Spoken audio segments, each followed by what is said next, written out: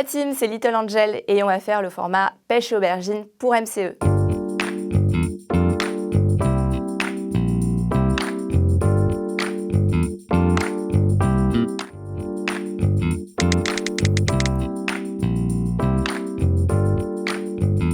Oui, c'est normal.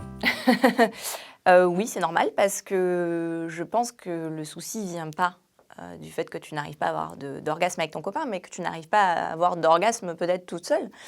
Donc il faudrait peut-être commencer, si ce n'est pas le cas, par découvrir la masturbation. Je pense que c'est le meilleur conseil que je peux donner, et je suis personne pour donner des conseils, mais je pense qu'il faut d'abord se découvrir soi-même, apprendre à connaître son corps, se donner des orgasmes seul, pour ensuite pouvoir guider son partenaire, lui apprendre à nous offrir des orgasmes.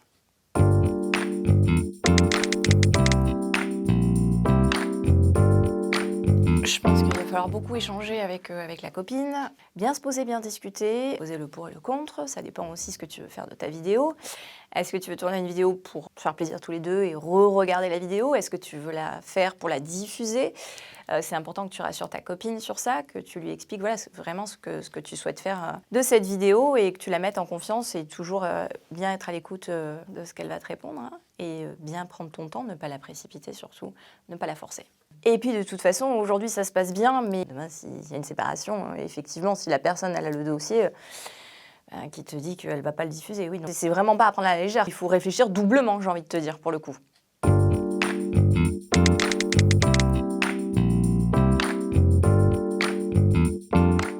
Et ben, tu dis à ton copain que tu préfères rester naturel, que tu n'as pas besoin de ça, que tu te sens pas à l'aise avec ça, que finalement, en fait, c'est ton corps. Le plus important, c'est toi. Son corps, c'est comment tu te sens toi avec toi-même. C'est pas ton copain qui doit te donner des conseils sur ça, ni de te dire que tu dois refaire ta poitrine. C'est toi qui décides.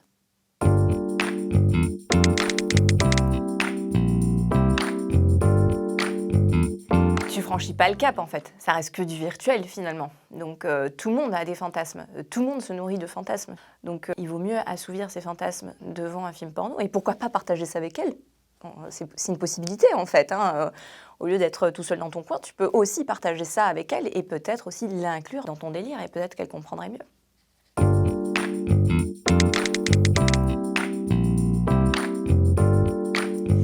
Se rendre dans un love shop, demander des conseils à la conseillère. Il y a plein de possibilités dans le sexe.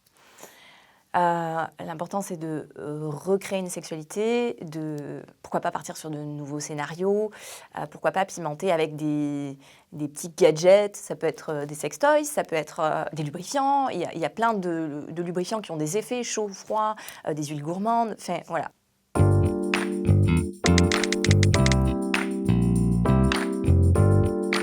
Un sextoy, ça ne remplace pas, ça ne peut pas te remplacer en fait.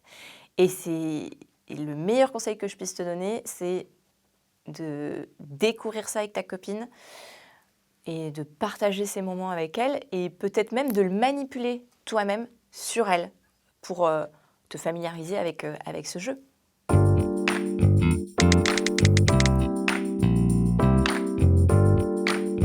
Alors, tu as raison d'avoir peur du regard des gens, parce que c'est pas facile quand tu es dans ce milieu-là. Ne fais jamais ce que tu n'as pas envie de faire.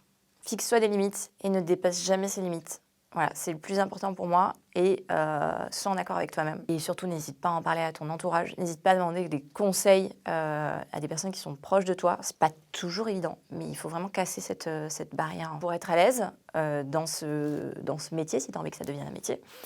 Mais voilà, ne va pas plus loin que tes limites. Ça, c'est le plus important. Et prends bien le temps de réfléchir avant. On peut considérer que c'est un nouveau métier, un métier qui n'est pas encore connu. Être créateur de contenu, c'est pas toujours facile parce qu'on est nombreux. Il faut se faire notre place et c'est pas toujours évident. Le salaire dépend de comment tu travailles, à quelle fréquence, à quel rythme. Donc moi, je ne vais pas me prononcer sur ça. Je dis juste qu'effectivement, il faut beaucoup travailler et beaucoup se démarquer aussi des autres pour avoir un très bon salaire. Ne vous lancez pas comme ça, sans avoir réfléchi, ne faites pas n'importe quoi. Prenez le temps de vous poser, de bien tout analyser avant de vous lancer.